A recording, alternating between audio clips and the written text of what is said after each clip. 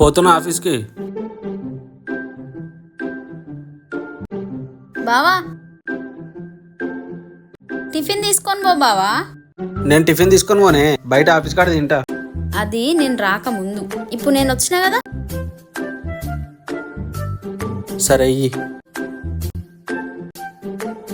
సరే పోయేస్తా.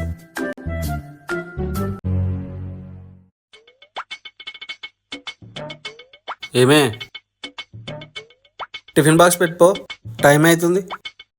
రోజు పొద్దుగా లేచి నీకు టిఫిన్ వండాలంటే నాతోటి అయితలేదు. ఇప్పటి నుంచి టిఫిన్ లేదేం లేదు, రోజు మధ్యాహ్నం బయటనే తినిపో.